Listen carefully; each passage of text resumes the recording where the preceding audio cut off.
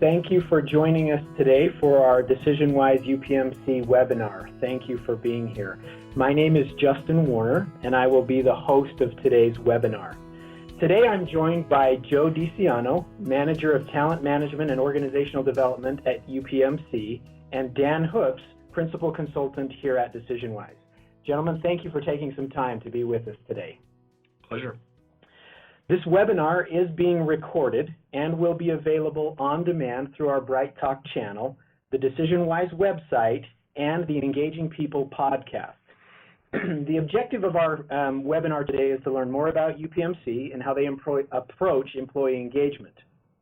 DecisionWise has been a partner with UPMC for over a decade, and it's been exciting to see the evolution of employee engagement, both the employee engagement market, what's happened at UPMC, and how DecisionWise, how all have evolved over that time. In today's presentation, we have a few slides. The slides are simple and not intended to be part of the presentation. This webinar is a conversation, so you don't expect a lot of slide transitions throughout the presentation. And with that in mind, we will not be sharing the slides that we do show.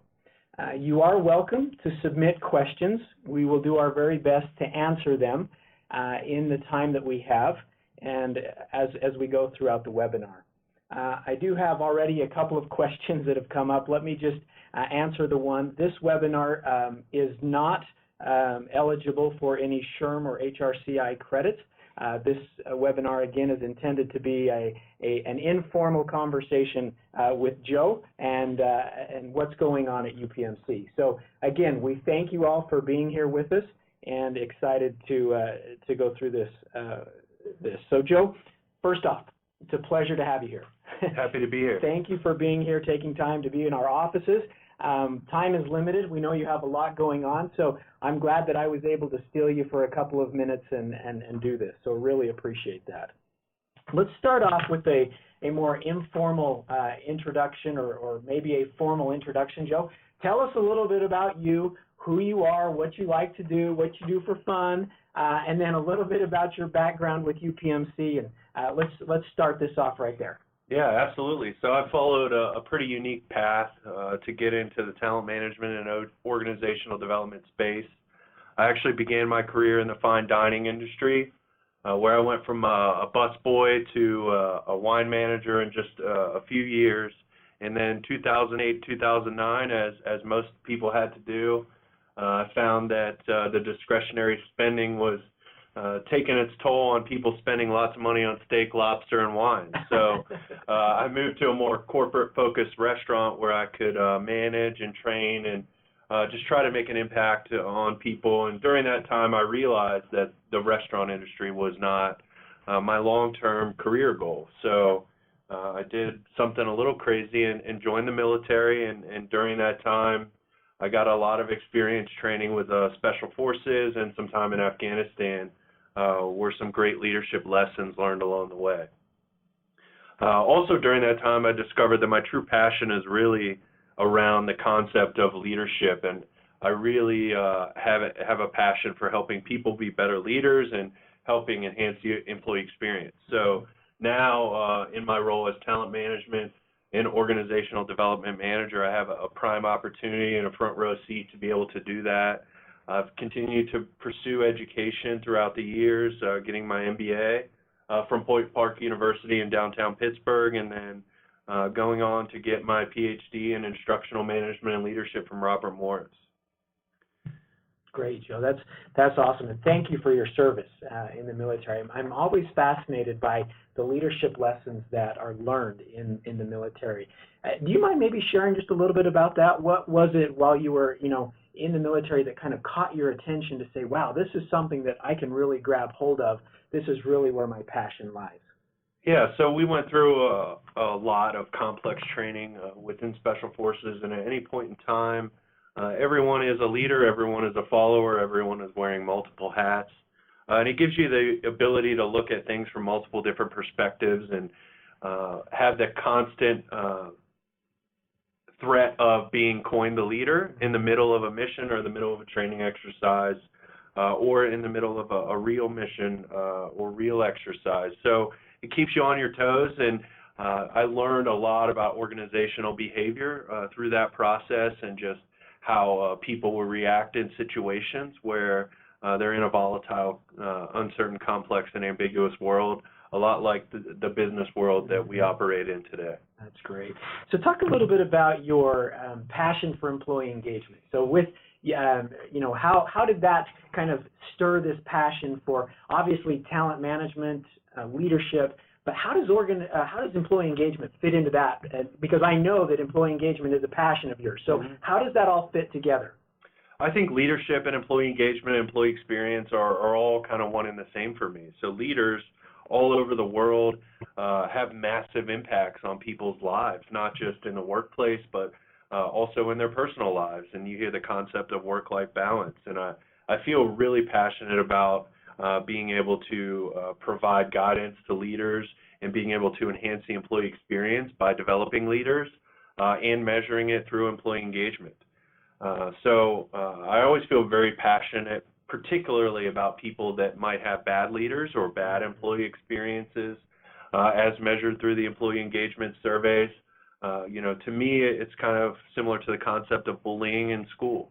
So a bad leader is essentially a bully, and creating a bad culture for employees, and employee engagement, leadership, culture, change management are all opportunities for me to have that front row seat to make some positive change in people's lives. Oh, that's great. Thank you. Let's shift gears a little bit before we go in too much, but let's help our audience understand a little bit about UPMC. Who is UPMC? What it stands for, right? Yeah. Let's talk a little bit about UPMC for a minute. Yeah, so UPMC, University of Pittsburgh Medical Center, is an integrated delivery and finance system, academic medical center. We have over 40 different hospitals, mostly located in the western Pennsylvania area. We are expanding into central, eastern Pennsylvania and western New York. It is a very, very complex organization. As you can see on the screen, we have 87,000 employees now.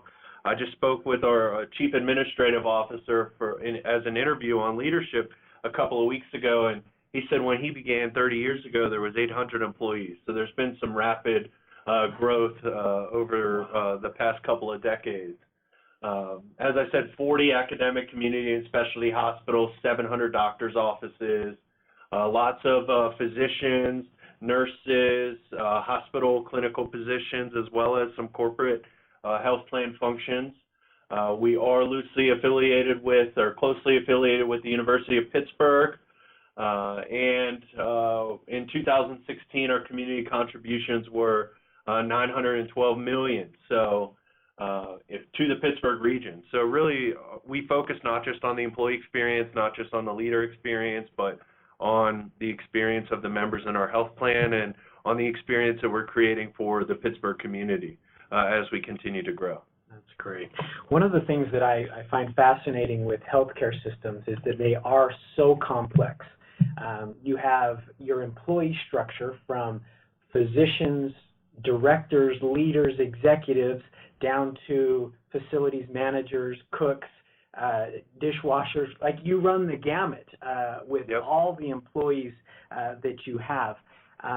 Talk about a little bit of that complexity, some of the challenges you have with being, one, so many employees, and that diversity of employees that you have.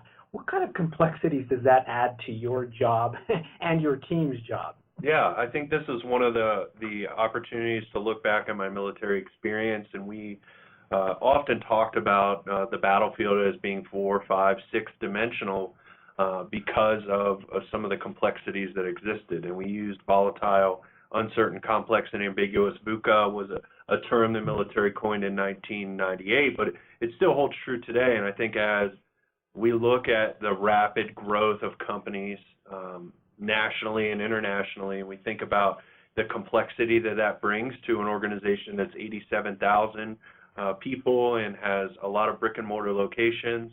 It's the size of the Titanic, and it really has to be able to turn and pivot and move at the at the speed of a small sailboat. So it is incredibly complex, but equally as much as it provides complexity, that diversity of thought and the amount of resources that we have at our disposal is a huge advantage to help us kind of pivot and keep up with the rapidly changing times. Great. So, Joe, you've been with UPMC for 5 years, a little over 5 years. And so talk about the evolution that you've seen at UPMC with regard to employee engagement and how has that been impactful down to the individual employees?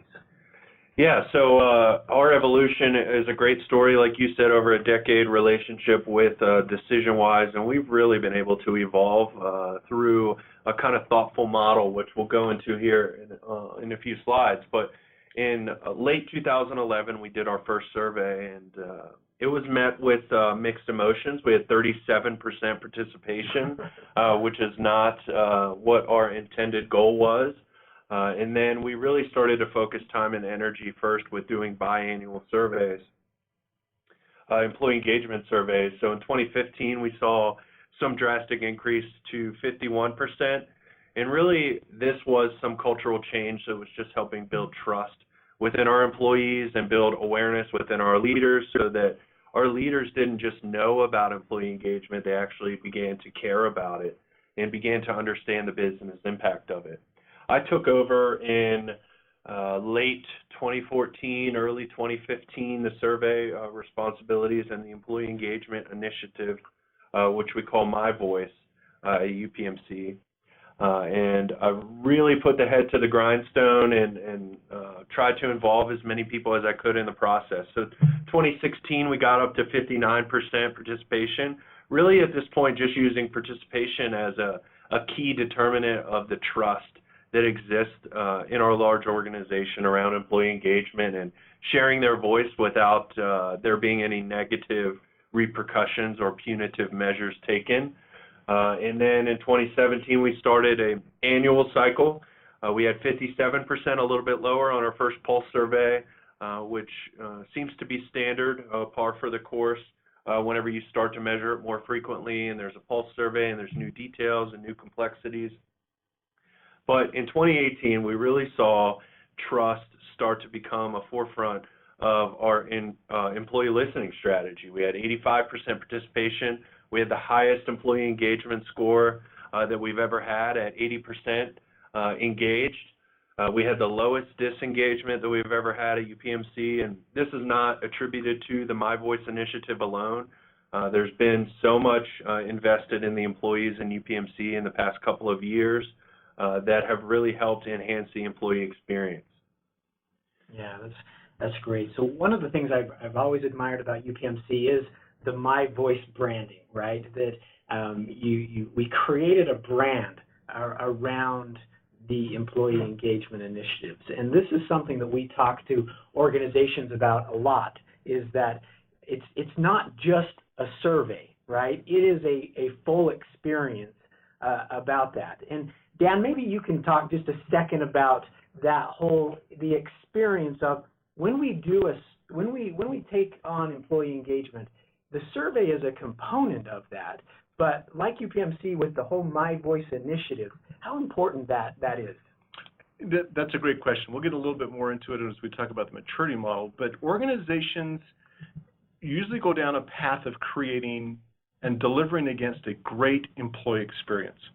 Employees want to come to an organization where they can give their best, where they leave at the end of the day feeling that they've added value to the organization, where their minds and spirits have been used in a way that creates a greater outcome.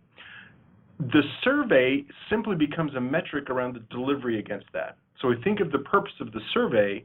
At the beginning, Joe, what you were talking about is, yeah, we get some input and we're going to build our trust, and it's going to inform us on things that we should work on in order to deliver that trust and that employee experience. Well, the survey really shifts in its purpose and intent as you move along that continuum that Joe is talking about to, instead of informing what we should be working on, it's validating that what we're doing is delivering against its intended outcomes. So when Joe's talking about increased levels of trust, increased levels of accountability, people want to give their voice. When you go from 39% to 80+%, there's obviously something Oregon saying, hey, this is being diffused through the entire organization, and it's not just an HR initiative. It really becomes a pillar of the organizational strategy. Great. Joe, talk through that branding strategy. I'm curious to learn, what was the initial thought of that, the genesis, and then how has that evolved over the last little bit? Yeah, so having one consistent brand is, in my opinion, one of the best things that we did around the survey and around all of the employee engagement work that's being done at UPMC. I cannot take personal credit for that, since whenever I came on board, my voice was already very much a thing. But having a consistent brand means that people at UPMC knows what my voice means. They know the logo. I'd hope that most employees associate it with a great opportunity to share their voice. Whenever I first started doing kind of informal assessments on employees and going out and looking at cultural changes, not every employee knew what My Voice was, or they weren't necessarily excited about an upcoming My Voice survey. I think over time, that trust factor that I referenced and Dan referenced has really attached itself to the My Voice brand, and it's one consistent common language that everyone can speak. And that has been, like I said, one of the best things that we've done around our employee engagement work, so that everybody is speaking the same language. Yeah, I think the value also is it creates both an implicit and an explicit expectation. And you're delivering against the expectation. So it's not just giving my voice, but there's also inherent to that you're going to hear and you'll take action, and that my voice is important. So the branding conveys more than just an administrative process, but more of an organizational commitment to what we want to deliver against because of that brand. Yeah, good. So, Joe, you alluded to this whole employee experience, right? Mm-hmm. And we've seen an evolution from employee satisfaction type assessments to employee engagement, and over the last couple of years, the employee experience has been at the forefront of what everyone talks about. And you guys have a really a great goal out there about how to create a life-changing experience. And that's something that you're really looking forward to with everything that you do at UPMC, including with your employees, right? Talk about how that goal of UPMC permeates throughout the organization and the different departments, because if I understand it right, it's not just on the employees. We want those experiences to be with our patients, with the consumers, those who interact with us from the community, that whole experience that people have. Talk through that a little bit. Yeah, so our real vision is life-changing medicine. So as we think about life-changing medicine, and say you are a chef in a hospital cafeteria, or you work in the health plan, or you work in a corporate function, it sounds really complicated if you go into work every day with the goal to say, I'm going to create life-changing medicine. But really, whenever you look at the root cause of that, or the root behind what creates life-changing medicine, it comes down to experiences. So if every morning you can tell yourself, like, I want to create a life-changing experience for all of my customers, patients, members today, and fellow employees and or staff today, then it's more realistic to think about it from an experience perspective, knowing that the better experience that we're providing to those around us becomes a little bit contagious, and then this positive experience begins to spread throughout hospitals and throughout business units, and then we can really see our vision of creating life-changing medicine become a reality. Yeah, that's neat. And I think that those experiences, we have defined experiences when people, they onboard. That's a defined experience. But what's that everyday moment that they're experiencing? And that's something over the last couple of years here at DecisionWise, we've really put a lot of emphasis on that part, about what are those different types of experiences that people have, both those formal experiences and those informal experiences as well. Well, there's significant power in the stories that people tell. And that's really a reflection of the experiences. So some of those stories we want repeated and repeated and repeated. Mm-hmm. And some of them we don't want told at all. So if you think of the value proposition of my voice, again, it creates that organizational expectation that the stories or the experiences that people are telling are reinforcing this movement along engagement being fully integrated into the organization. So the nice branding of my voice and life-changing experiences, I think, dovetail very well against the delivery of that. In addition to that, when we think about the employee experience, probably the second best thing that we've done internally that has had a huge impact is creating experience committees that really drill down and focus on not just the community experience, the member experience, but I'm most closely associated with the employee experience, and we have an entire infrastructure of employee experience committees that exist at each different business unit, at each hospital, that can really focus on locally what are the challenges that we have and the obstacles to having a better overall employee experience. And all of that is driven by a system-wide employee experience committee that has executive support and executive buy-in and can look at more of a system perspective. So not only is the data and information from the employee engagement survey cascading through the organization, through leadership hierarchy, it's also cascading up to the organization from the employee perspective. And it allows them to have unique opportunities outside of an individual survey to share their voice. They can talk about things locally. Their local representative can bring it to the system-wide committee. We can share best practices. If one committee has an amazing idea and wants to bring it to the system-wide committee, then we can template that and package that, and we can spread it like peanut butter across the organization. A prime example of one of those is what we call a day in the life. It's kind of the concept of undercover boss, without the undercover component, where one of our hospital presidents, spent a day following someone in maintenance or following somebody in the cafeteria.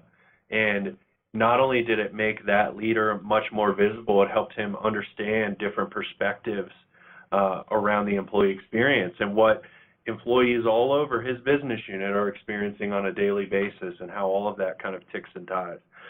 So we can package that, provide a template to employee experience committees all over UPMC that has some consistent action planning. And now we see hospital presidents, CNOs, vice presidents, directors, we see this happening all throughout the organization where they're getting out of their silo and their daily work and actually experiencing the employee experience firsthand. And it's been very impactful, not just from a leadership visibility perspective, but just from an overall employee experience enhancement perspective.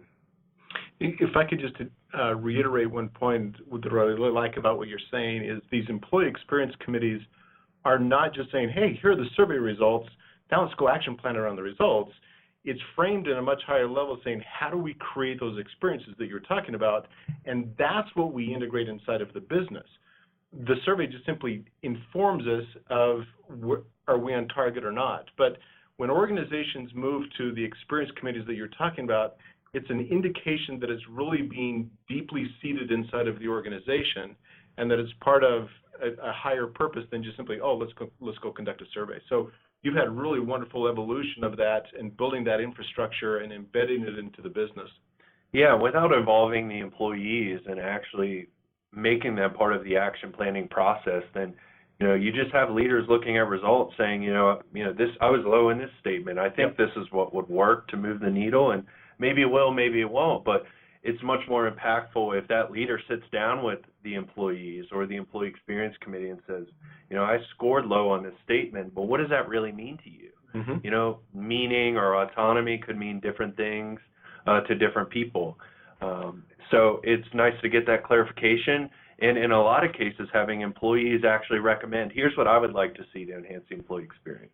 Yeah, and what happens with that is what I've seen from your experience committees is when they say, oh, we need to have better communication, they're also answering that more importantly through the lens of, well, what experience does that enhanced communication create?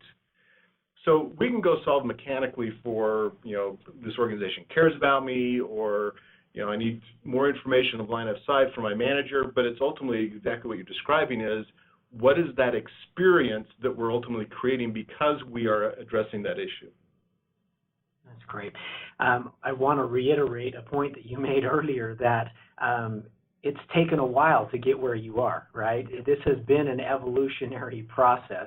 As you've seen this grow, and how have you been able to get this to be part in your talent management, right? How have you made this become such an integral part of your talent management process?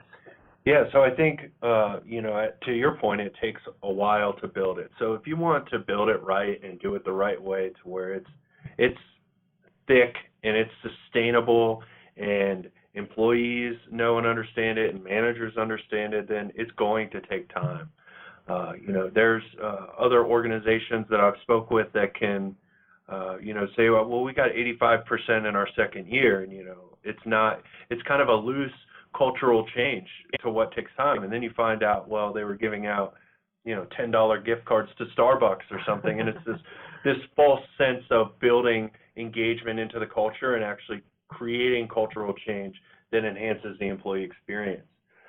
So if I could touch more on the talent management vision piece of that, is employee engagement is really the strongest data point that we have to tie back to key talent strategies. And, sure, turnover is impactful in some analyses, but there's so many uncontrollable forces out there that can really impact turnover, relocation, family issues, medical issues, retirement, transfers, all of these things are pretty ominous when you look at them from an action planning perspective. It's like, how can we get people to not retire, or how can we get people to not relocate or have medical issues? But engagement really is a spectrum that measures motivation, dedication, and discretionary work on almost a daily basis. So if we measure that against performance data, against talent review 9-box data, against executive leadership participants and alumni, just to name a few. And everyone could be better if we're headed in that direction, and we're looking at tying engagement as a primary measure to a lot of our talent management practices. So engagement varies throughout an employee's life cycle. The ability to build this into the fabric of that employee life cycle is what makes it long-term, sustainable, thick change. Great. And the front end of that I think is really appealing is once that culture is really well defined around that employee engagement and the employee experiences, from an attraction standpoint, when you're looking at the talent acquisition process, people are opting in because of that. So retention increases because they're there by design. They're not just there by chance. And they can say, no, I really fit into this culture and I'm going to stay here for a long period of time. So some of those other things that you're just talking about that feed the engagement can be mitigated by being very clear on that on the front end process of your talent management strategy. And while you have the slide up, if I could talk about UPMC's journey within the context of this framework that DecisionWise was able to provide and be a key strategic partner in helping us work through this model. This is really what I've called the yellow brick road of how to get from beginning to end on engagement and evolve in a thoughtful way, in a strategic way over time.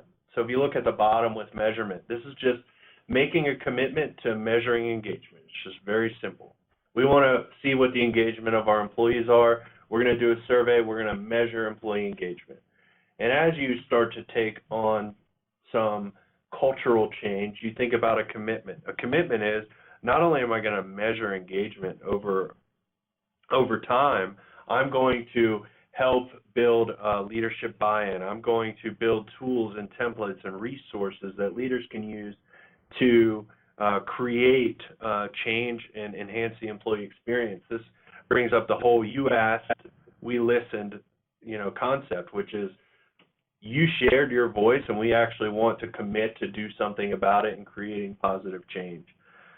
The third level there within management is really focusing on the managers themselves, knowing that they have such a large impact on engagement. A lot of research talks about the 50-50 relationship between an organization and an employee. And, in my mind and through my experience at UPMC, I think it's more of a, it's a spectrum, but it's more of a 33.3% relationship between the organization, the employee, and the direct leader that is kind of the linchpin between those two. In the management phase is where you really start to focus on that.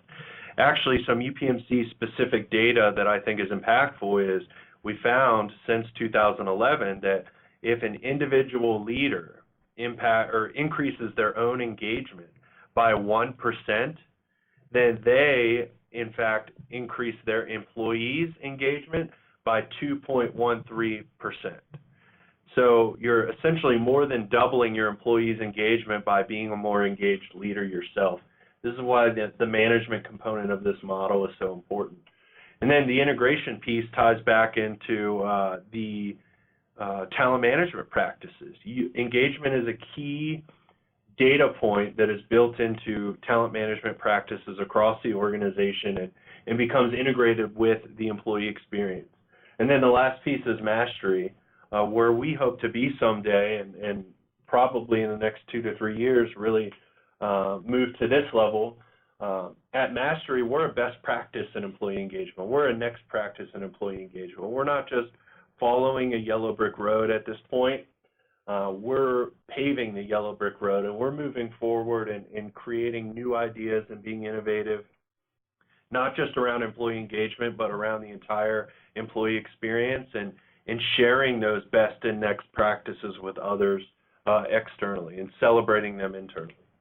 That's great, Joe. I'm going to have to talk to the marketing committee, the branding committee, see if we can change the look and feel to be a yellow brick road. I like that analogy. Dan, Joe just did a fantastic job of talking about the maturity model that we use. I want to give you a chance as well to talk through this and as what you've seen as UPMC has matured along this continuum and some of the things that have been really beneficial for them as they've moved up those steps. Yeah, I think the real key for UPMC is they're intentional. It's not by chance that they move from participation in the 30% to participation in the 80%. Being very mindful of, okay, what is our target and where do we want to go? What I've seen with a lot of other organizations is it's unknown. They don't have that yellow brick road. They don't have the roadmap that says, okay, what is our ultimate destination? From a competitive standpoint, there may be organizations that say we have to be at mastery because we're competing at such an intense level of organization for labor, for resources, for whatever it may be. They say we have to be at that level of mastery. Other organizations say, well, if we're management, we're okay because we're there.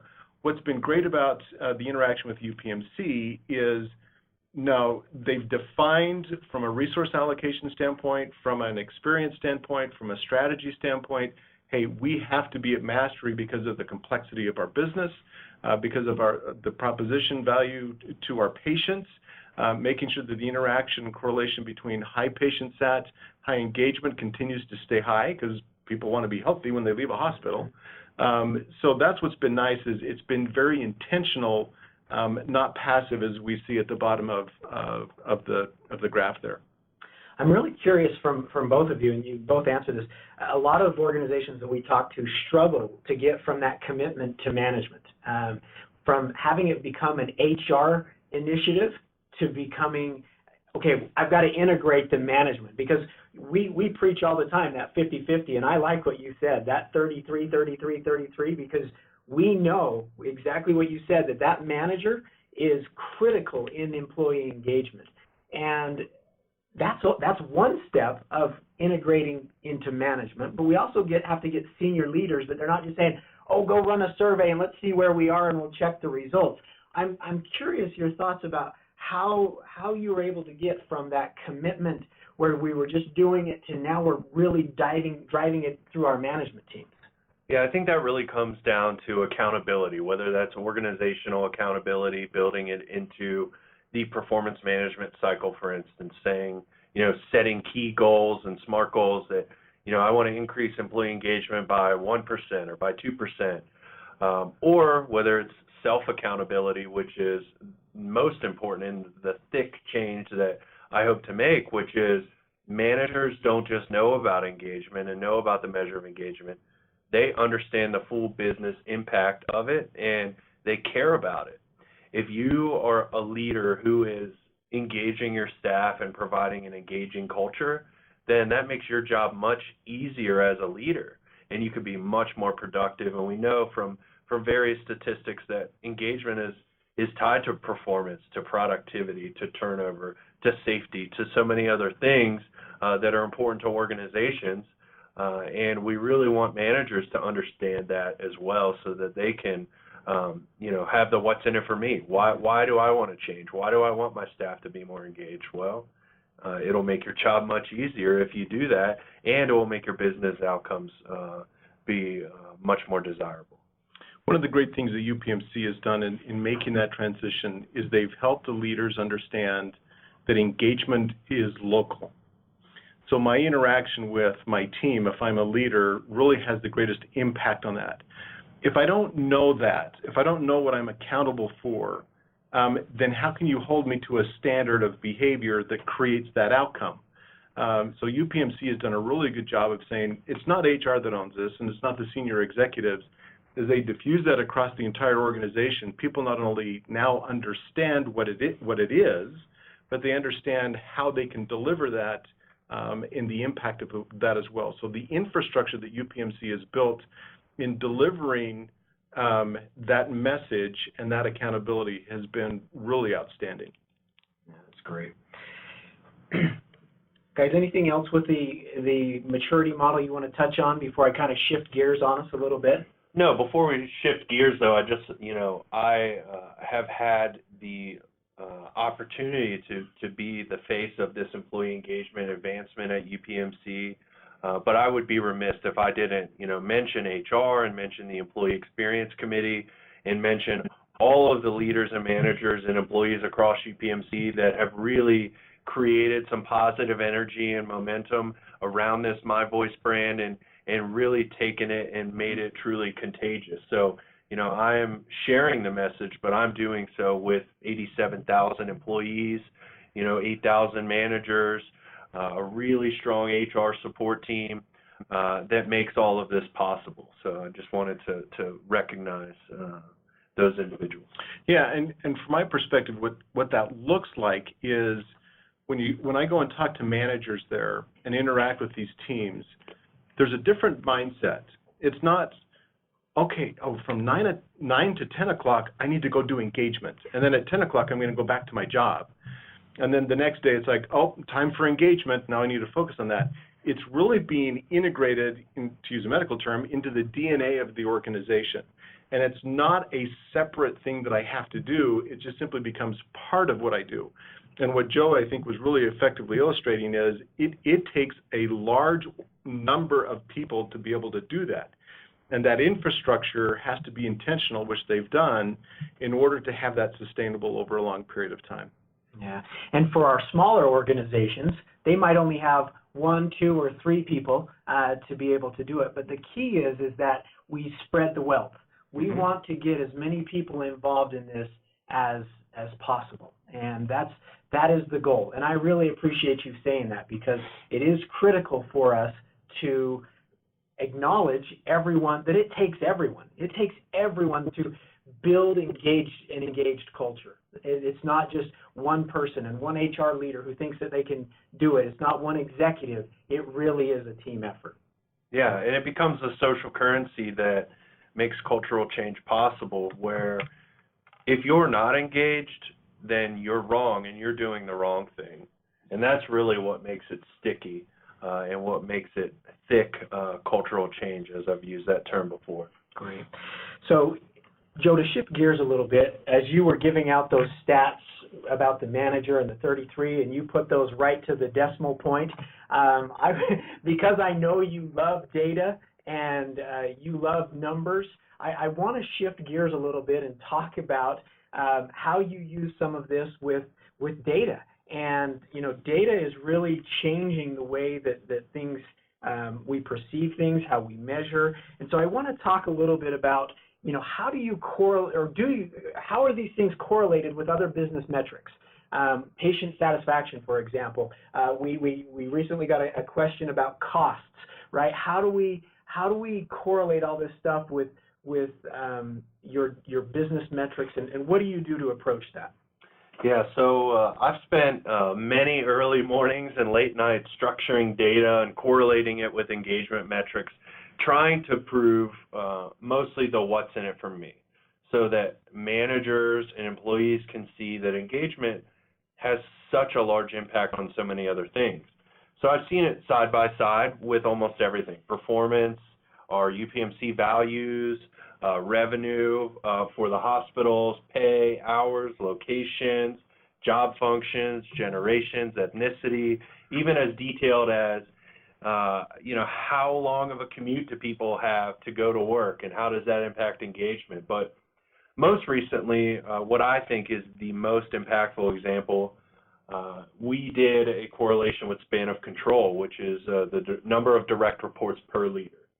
And the initial results, based on the 2017 Pulse survey, showed that there was a highly negative correlation between the number of direct reports that a leader has and the engagement score that they were actually achieving. So once we were able to see that data and to see it side by side in a regression analysis, we responded in less than 18 months. The nursing HR team was very supportive and all over this, and did an amazing job, since a majority of that was in our nursing field, as I would imagine other healthcare partners experience the same.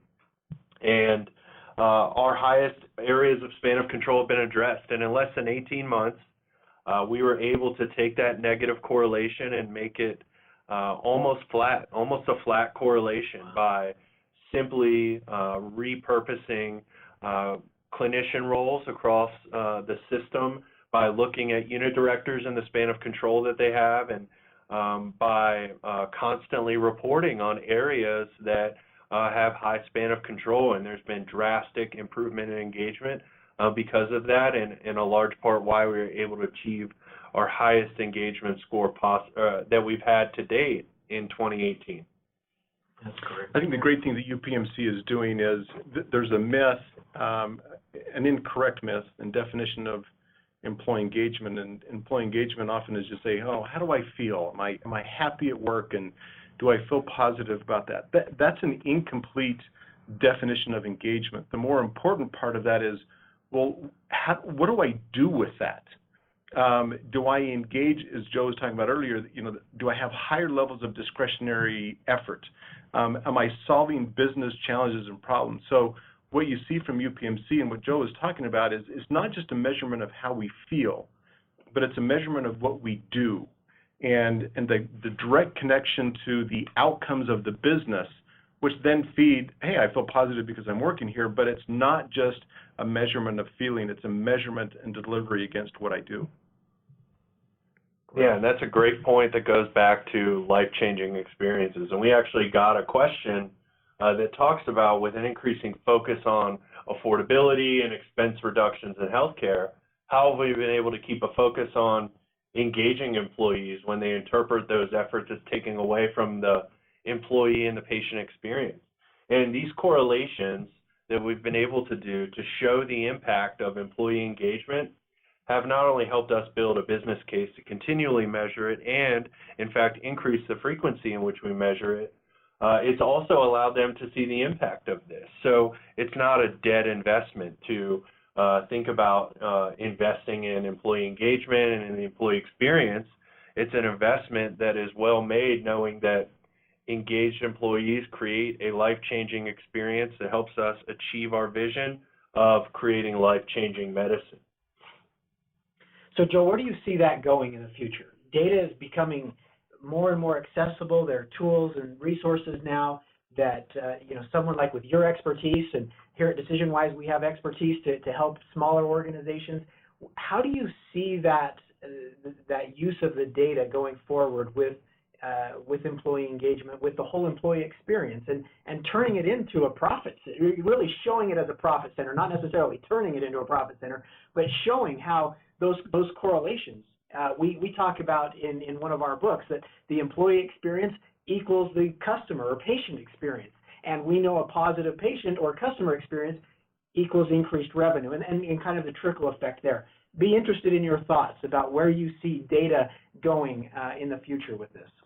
Yeah, so I know that we don't have that much longer, but I could talk about this all day and all night, and I can't divulge all of my secrets. It's just TBD, maybe a year, 2 years from now, doing another WebEx with DecisionWise talking about how we've evolved. But I imagine that this vision is twofold. One is HR maturing in the data and analytics space, and we at UPMC are working towards more what we call a strategic business partner approach, and implementing technology will certainly make that easier. But the second part of that is, at the end of the day, we are a part of human resources, and these are people analytics, and we can't take the human side out of that.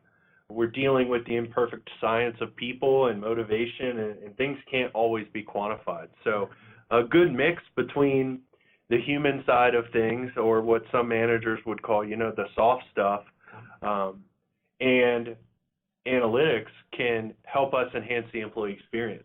So we cannot forget the human side, but we can certainly drive our strategy on how we approach the human side through different data and analytics, employee engagement being a key piece of that, especially within our future at UPMC. Yeah, and it's part of what I've seen over the last 2 years as go back to the employee experience phrase. 2 years ago, you didn't see that phrase out there too often. And Joe used a phrase that's similar to that right now, people analytics. People analytics is a phrase about 8 months ago that really started to take off. And you're going to see that phrase more frequently. And here at DecisionWise, and I was glad to hear you say the same thing, we can't take the people out of the people analytics. And we've seen a lot of organizations trying to just run all kinds of data and forget about the people part. And I think what I've really appreciated with what you said is it's the people. It's from the ground up. It's the teams. It's the committees. It's the groups. It's the individual who makes the choice. And there's data that we can do to support them and help them and identify patterns. But when it comes down to it, it really is that individual and the experience that they're having and then having collectively. Yeah, and how that's been present for me at UPMC is not only am I receiving all of the data and analytics from the employee engagement survey, helping build tools and action plans for action planning templates for managers.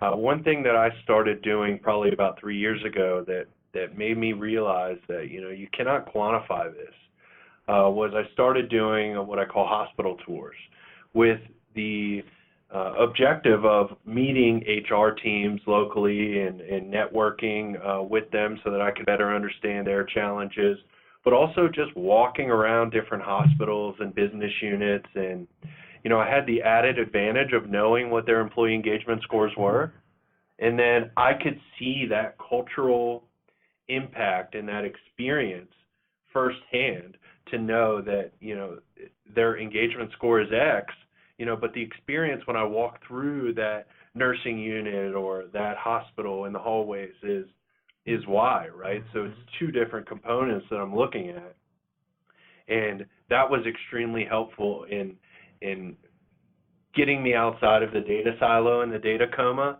and understanding that there's a people element to this as well, and we need to be very thoughtful in how we make this change sustainable by keeping that front and center and on our radar moving forward.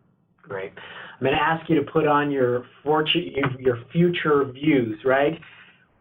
Tell me what the future looks like for employee engagement. Where do you see, what trends are you seeing out there? I know you do a ton of research, so what are some of those trends that you're seeing out there with employee engagement and an organization like UPMC that's wanting to pave the new roads?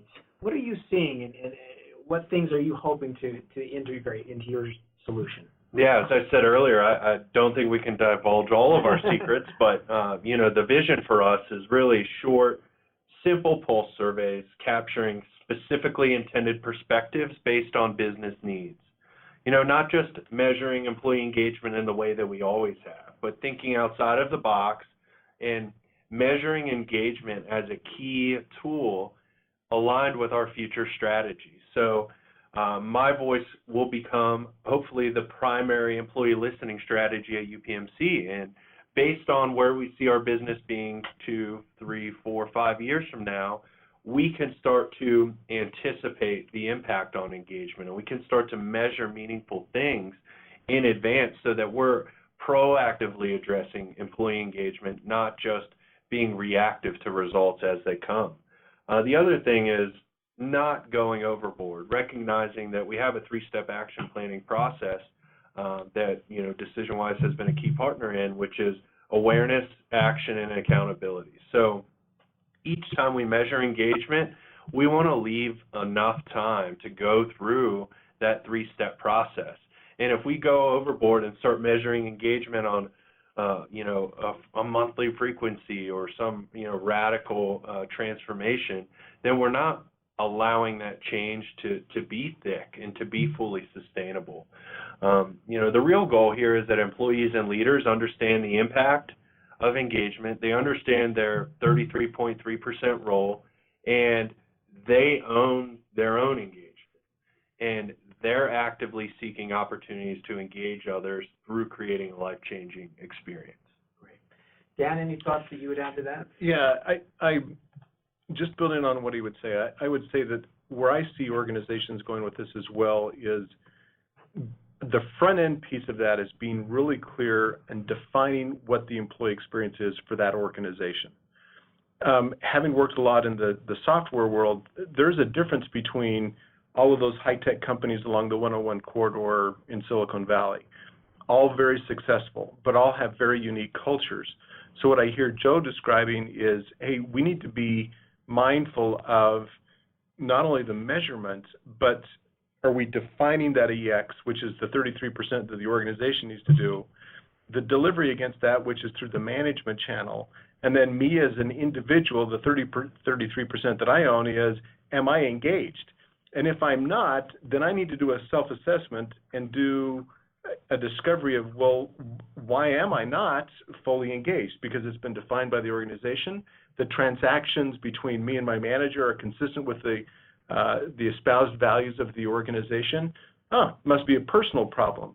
So when I think of engagement, the next evolution is not just the organizational metric, but a personal metric and understanding how to define that against how I opt into that culture. Great.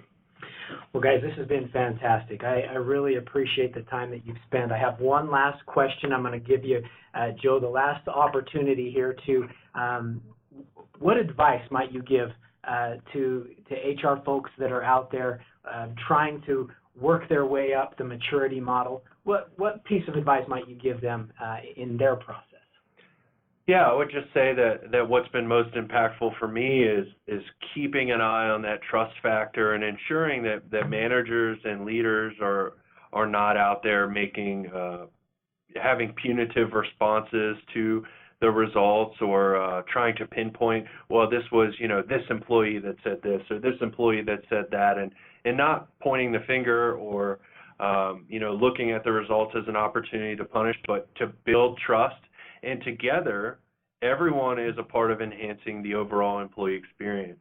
The other piece of advice that I would give is not to rush things. You see that it's taken us almost a decade to move through this maturity model, but part of that is because, to Dan's point, we've been very thoughtful in our strategy, and we're not at risk of reaching mastery level and then having some cultural change knock us all the way back down to measurement, because it is that thick cultural sustainable change that has allowed us to slowly and methodically move up this employee evolution engagement chart.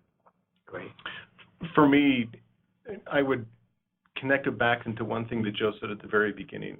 If you think of the impact of leaders and what he learned from leaders, one of the previous organizations where I was working, I had a team of 13 individuals, and my team actually administered the survey for the entire company. And I got my results back, and I was looking at my data lines compared to overall HR. We had about 250 people in HR and my team of 13. Well, from a trend standpoint, I mirrored exactly the overall organization. The downside was if their scores was a 4, mine was a 3.8. Or if theirs was a 4.1, mine was 4.0. So I was 0.1, 0.2 percentage points lower than the overall trend line for HR. And the person that owned the survey administration for the company was sitting next to me, and I'm like, guys, I thought my scores would be better than this. We've worked so hard. What do I do, Craig? And he looked at me and he said, be a better leader. So the impact that an individual leader can have really resonated with me that day. It's like, oh yeah, I need to be a better leader.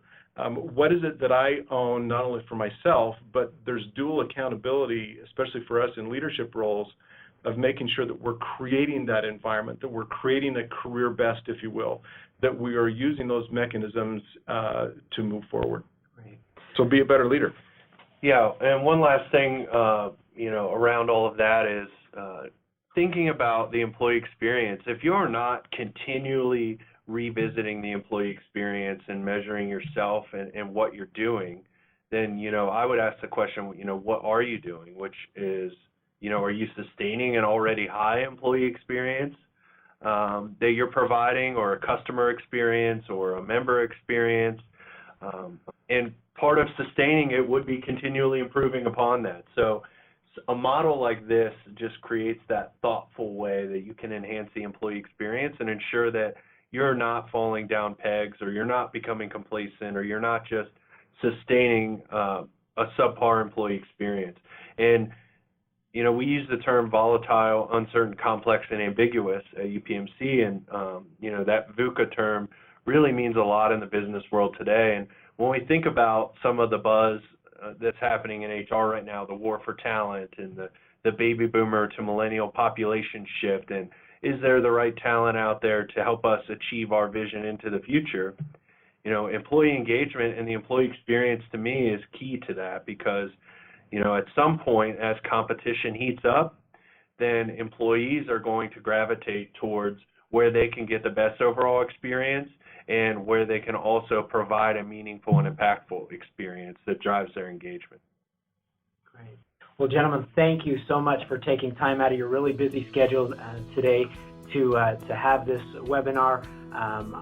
It's been fantastic, and I hope our audience has learned some things that they can implement. Joe, thank you for this. Dan, thank you, and thank you all for participating today. Thanks for having me.